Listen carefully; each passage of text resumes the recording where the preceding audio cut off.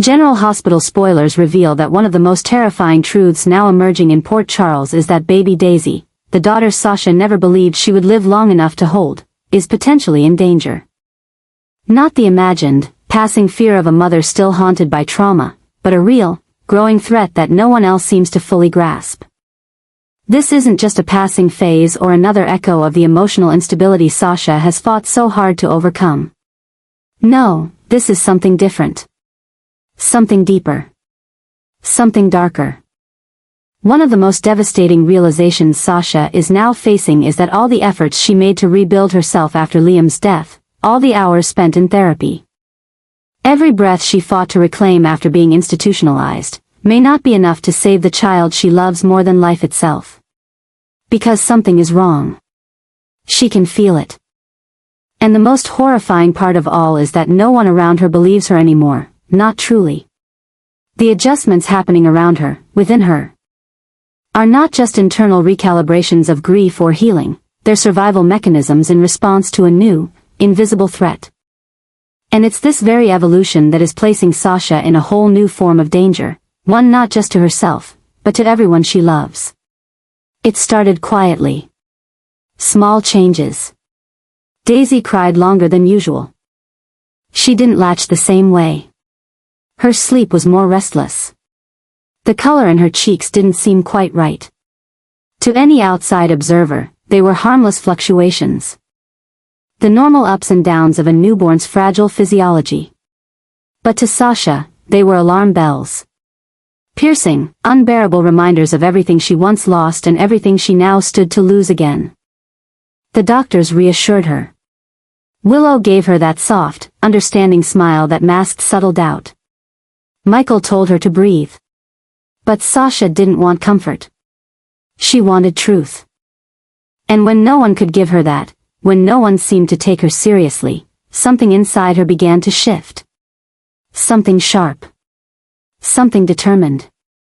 The adjustments in her behavior began as instinct, but they evolved quickly into obsession. She canceled Daisy's checkups, convinced the hospital wasn't safe. She changed the formula and then switched back again. She moved Daisy's crib to different rooms at night, unable to rest in any one place for too long. She began locking doors. Turning away visitors. Ignoring texts from Michael. Every decision she made became a response to the mounting fear that something was happening to her baby, something everyone else was too blind, or too naive, to see. And yet, the more Sasha tried to raise her voice, the more the people around her grew concerned not about Daisy, but about her.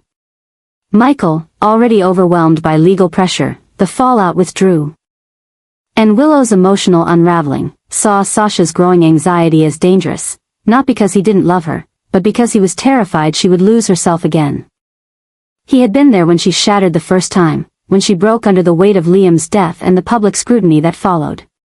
He had carried her out of that darkness once. He didn't know if he could do it again.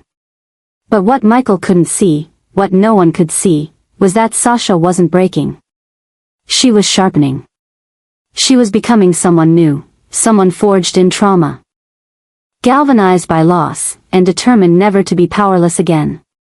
The danger, however, wasn't just psychological. It was spreading. The adjustments she was making, however well-intentioned, began to isolate her from reality.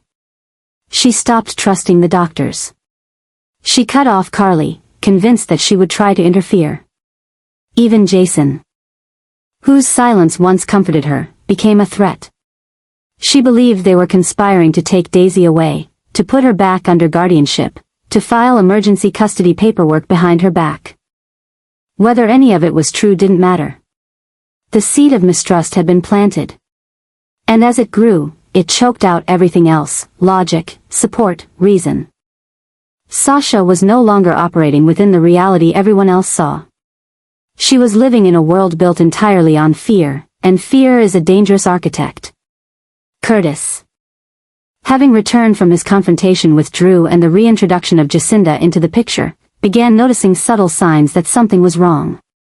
He heard whispers, nurses talking, staff at GH sharing stories about Sasha refusing routine checks. And then he saw her, moving through the hospital halls like a shadow, holding Daisy too tightly. Her eyes scanning every corner like she was preparing for battle. Curtis knew the look. It was the same one he saw in war zones. In survivors. In people who had seen too much and come back believing the world would always try to take more. He approached her, gently, trying not to alarm her. But Sasha flinched at his voice. She didn't want comfort.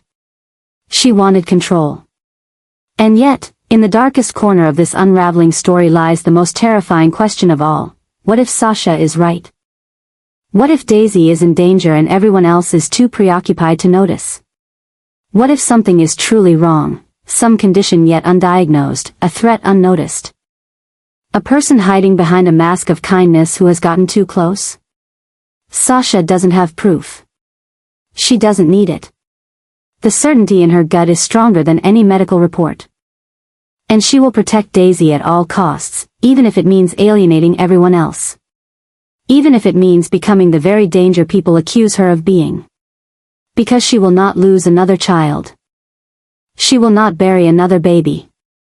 She would rather be alone, feared, even institutionalized again, than be helpless. But the more Sasha pulls away, the more precarious her reality becomes. The obsession that fuels her also consumes her. She stops eating. She barely sleeps. She begins to write everything down, times Daisy cries, how many ounces she eats, the exact color of her spit up. The temperature in each room. Her journal becomes a second mind, a place where she can find order, where she can document the clues no one else wants to see. But the deeper she goes, the less tethered she becomes to anything outside those pages. And Michael, desperate to help but unsure how to reach her, starts considering the unthinkable. That maybe Sasha is no longer fit to parent alone. That maybe, for Daisy's safety, he needs to step in. This is where the real danger begins, not from Sasha, but from the system ready to respond. Because once the whispers begin, once a doctor notes her erratic behavior, once someone reports her refusal of care, once a social worker is looped in, things can spiral quickly. And Sasha knows this. She feels it coming.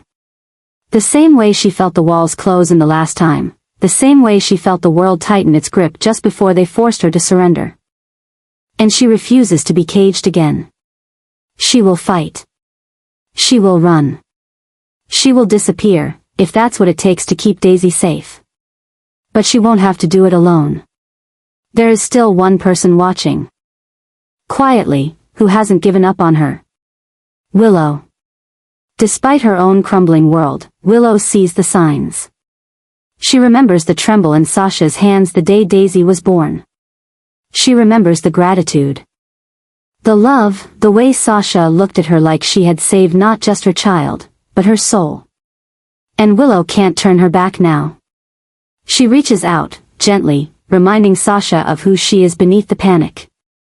She speaks of Liam, of healing, of survival. She tells Sasha that she believes her, not because of the evidence, but because of the strength she sees in her. And for a moment, just a moment, the spiral slows. Whether it's enough remains to be seen. Because Sasha is standing on a ledge built from nightmares, grief, and maternal instinct. And the wind is howling. Every move from this point forward will determine not just Daisy's fate, but Sasha's place in the world she's fought so hard to return to. One wrong word, one misstep, and everything she's rebuilt could vanish. But one right choice, one moment of clarity, could prove that the greatest strength isn't in shielding Daisy from danger, but in trusting herself to protect her without losing who she is. The adjustment is no longer just emotional. It's existential. Sasha is not just a mother. She is a survivor reborn through fire. And now the flames are rising again. Whether she walks through them or burns will define everything that comes next. Willow has finally taken action, a shift that marks not just a personal transformation, but a catalyst for a series of escalating events that may soon spiral far beyond anyone's control. What once seemed like hesitation or emotional paralysis has now evolved into conviction. And with it comes the realization that she can no longer stand on the sidelines while everything around her begins to fracture. This change is not just subtle growth, it is a seismic adjustment in her identity, her priorities, and most importantly, her sense of responsibility. Willow's decision to intervene, particularly in matters involving Daisy, signals that the quiet observer has now become a key player. And that shift is reverberating through every corner of Port Charles. At the center of it all is Daisy, a child surrounded by turmoil, expectations, and emotional volatility she cannot possibly understand. But to Willow, Daisy is more than just an infant caught in a custody struggle. She is a symbol of innocence in a war full of regrets. She is the embodiment of everything Willow has lost, everything she fears, and everything she once hoped to protect. And now, with Sasha unraveling under the pressure of fear and Michael paralyzed by indecision, Willow feels the weight of stepping into a role no one explicitly asked her to play, but one she knows she can no longer ignore. The moment she reaches out to Daisy, not as a friend to Sasha or a partner to Michael, but as someone who deeply feels the threat around the child, is the moment everything begins to change. Willow's intervention doesn't come with speeches or dramatics, it arrives in stillness, in a soft whisper, in the way she lingers a little longer when she holds Daisy, watches her breathe, studies her movements. It is in the tension of her body when Sasha pulls the baby too close, in the way her eyes narrow when Michael insists everything is under control. It is in her silent resolve when she realizes that no one else is willing to admit what she now knows in her bones: something is not right. Not just with Sasha. Not just with the custody situation, but with the entire framework of silence that everyone has been building, brick by brick, to avoid confronting the truth. Willow sees it now, clearly. The danger isn't just outside. It's inside. It's in the decisions not made, the voices not raised, the fears not confronted. And that is why her decision to act changes everything. The consequences of Willow stepping into the fray are immediate. Sasha, already fragile, already haunted by the shadows of her past, senses the shift. She feels Willow's energy, no longer purely supportive, but cautiously observant. The subtle distance, the hesitation, the carefully chosen words, they pierce Sasha deeper than any direct accusation. Because if Willow, the one person who helped bring Daisy into the world, who once promised to stand by her no matter what, now questions her fitness as a mother, then Sasha's world begins to crumble at a speed even she cannot control. Her paranoia spikes. Her fears become truths in her mind. And suddenly, every gesture from Willow becomes a potential betrayal. Michael, too, feels the effect. He has been balancing too many truths for too long, and Willow's awakening forces him to choose between the woman he once loved, the mother of his child, and the woman who has stood by him through it all. Willow's voice, once calm and yielding, now comes with clarity and force. She challenges him. She demands answers. She holds him accountable. And in doing so, she drags him out of the fog of guilt and indecision into the brutal reality of what needs to be done. Her influence isn't just emotional, it is strategic. She is pushing Michael to act, to intervene, to consider the legal and ethical implications of allowing Sasha to continue spiraling unchecked. But what Willow may not realize is that by stepping into this fire, she has ignited a larger one. Sasha doesn't respond well to perceived threats, especially from those she once trusted. Her trauma, buried but never fully resolved, interprets Willow's concern as betrayal. And as Sasha begins to isolate herself further, convinced that everyone, including Willow, is trying to take Daisy away, her behavior becomes increasingly erratic. She begins making plans, contingency exits, quiet conversations with lawyers, unreachable nights. And Willow, in trying to prevent a crisis, may have unintentionally accelerated it.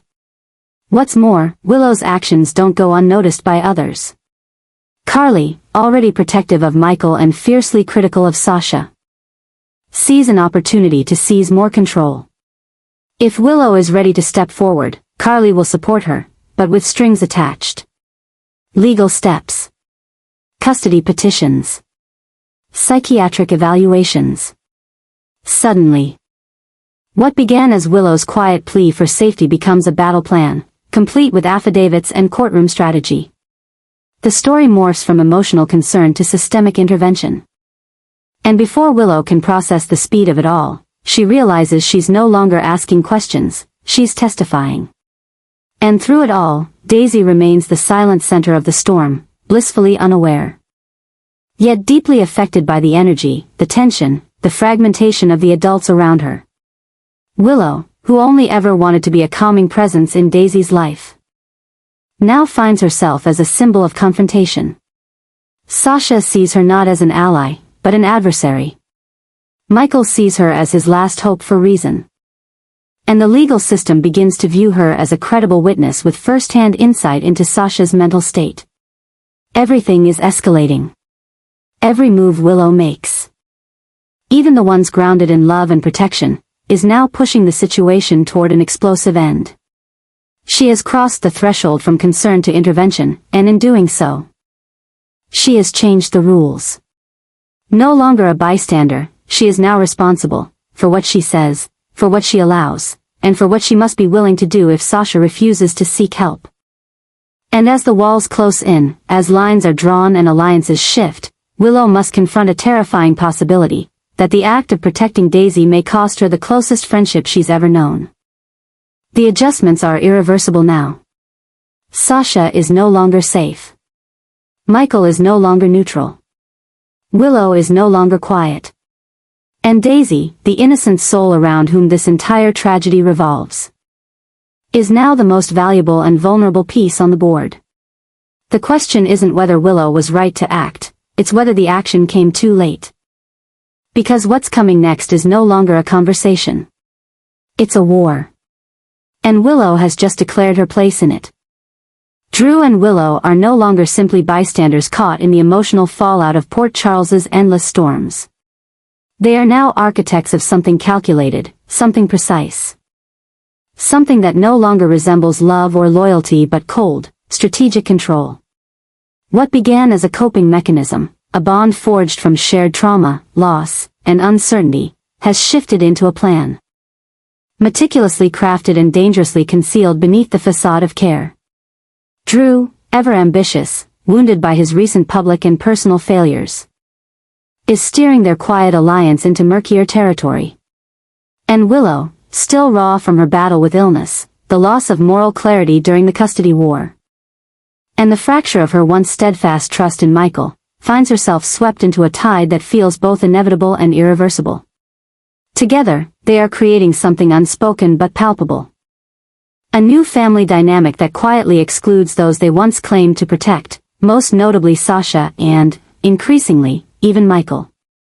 At the center of this transformation is Daisy, the baby girl whose very existence represents both redemption and consequence.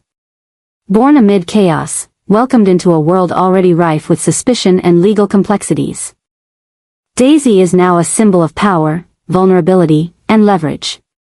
She is loved, there's no question of that, but that love is being contorted, politicized, and reframed through the lenses of trauma, guilt, and entitlement. Drew sees in Daisy an opportunity to reclaim a sense of legacy after his catastrophic fallout with Aurora and his estrangement from Michael. He's no longer simply acting as a supporter, he's assuming the mantle of protector, decision-maker, and, more insidiously, gatekeeper. Willow, for her part, is torn. She loves Daisy deeply, feels bonded to her through the shared miracle of birth, and sees herself as a guardian of the child's emotional well-being. But she is also exhausted, disillusioned, and increasingly dependent on Drew's decisiveness to give her life structure in a time when everything else is unraveling. The shift was subtle at first. Drew began making suggestions about parenting schedules, about the safety of Daisy's environment, about Sasha's fragile state. He framed it as concern, couched in empathy and logical reasoning. Willow, still reeling from her own internal conflict over Sasha's behavior, found herself agreeing, nodding, rationalizing. After all, Sasha had been erratic. The hospital reports, the missed appointments, the way she clutched Daisy a little too tightly, kept visitors at bay. Documented every breath the child took with obsessive precision. These were not the actions of a stable mother. But even as Willow justified the concerns, a part of her still hesitated. She remembered the strength in Sasha's eyes as she brought Daisy into the world, the quiet resolve when she promised to heal, the love that radiated from her even in moments of panic. That part of Willow's heart is fading now, pushed aside by Drew's constant narrative that Sasha is not only unstable but incapable. The real turning point came when Drew suggested legal action, not overt, but quiet legal measures to protect Daisy. Just in case. Preemptive custody paperwork. A sealed court file. Temporary guardianship, he called it. Only if it ever becomes necessary. Willow, worn thin, nodded. She told herself it was precaution, not punishment. Protection, not betrayal. But deep down, she knew it was a line being crossed. And once that first line is crossed, the rest come easier. Drew made appointments. Spoke to lawyers. Consulted with a family therapist who was willing to sign an affidavit. All of it under the radar. All of it timed to coincide with Sasha's next predictable meltdown, which he knew would come. Because he was counting on it. Meanwhile, Michael, distracted and increasingly alienated, remains unaware of the full extent of Drew and Willow's machinations. He suspects tension, of course. He's not blind to Willow's emotional distance, to Drew's sudden interest in Daisy's routine, or to the way they exclude him from certain conversations. But he's too consumed by the fallout with Carly. The looming threat of Tracy's retaliation, and his own guilt over the custody war to confront it. And so, he watches from a distance as Drew and Willow slowly build a narrative, one in which they are the only ones who can truly care for Daisy, the only ones willing to make the hard decisions. The only ones willing to act. But while Michael watches and hesitates, Sasha feels it, feels the air shifting, the ground cracking beneath her. She doesn't know the full scope of the betrayal yet. But she knows something is wrong. She senses the way Willow's hugs linger less, how Drew's voice is calm but rehearsed, how she's left out of decisions that affect her daughter. And it drives her deeper into fear, into obsession, into the same patterns that once led her to collapse. She doubles down on her routines. She stops answering texts. She starts documenting everything again. But this time, it's not just to protect herself. It's to prepare. Because Sasha knows what it feels like when people begin to position themselves around you. Waiting for you to fail. And this time, she refuses to be caught off guard. Yet in trying to outmaneuver the trap, she only reinforces it. Every erratic decision, every emotional plea. Every desperate attempt to hold on to Daisy becomes another line in the case Drew is building. Willow watches it unfold with a mixture of heartbreak and guilt, but by now she feels complicit. She tells herself it's for the best. That Daisy needs stability. That Sasha, despite her love, isn't well. And in the deepest part of her soul, Willow starts to wonder if she's not just saving Daisy, but herself. From her own guilt. From her own failures. From her own sense of powerlessness. But that justification is exactly what allows the betrayal to continue unchecked. Daisy, still blissfully unaware, becomes the silent center of a storm that is rapidly expanding. Every interaction with her is now loaded with subtext. When Drew holds her, it's rehearsed paternalism. When Willow rocks her to sleep, it's half comfort, half ownership. When Sasha clutches her tighter than she should, it's desperation camouflaged as instinct. And Michael, who once held her with unfiltered awe, now watches from a corner. Unsure of what role he's even allowed to play anymore. But the facade cannot hold forever. Secrets this dense always find light. All it will take is one overheard conversation. One document left in the wrong folder. One visit to the family court clerk. And the truth will begin to bleed into public view. The question is no longer if Drew and Willow's plan will be exposed, it's when, and what the cost will be. Because once Sasha finds out, the war will not be quiet. She will not go gently. She will fight, publicly, loudly, and with the fury of a mother who has already lost one child and refuses to lose another. She will turn to Jason. To Curtis. Even to Carly, if she must. And once she makes the betrayal known, the town will take sides. Lines will be drawn. And the repercussions will be catastrophic. Drew, so certain of his moral superiority, will be painted as manipulative, controlling, a man exploiting trauma to reassert dominance.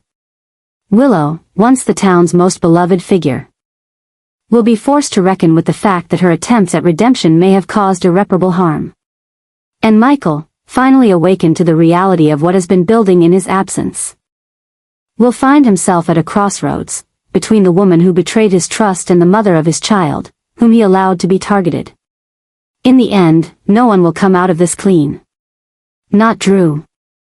Not Willow, not Sasha, and certainly not Michael. The only one who remains truly innocent is Daisy. But she, too, will bear the weight of these decisions long before she can understand them. The emotional imprints of this war, of being fought over, concealed, used as leverage, will shape her before she can even speak. And that is the deepest tragedy of all.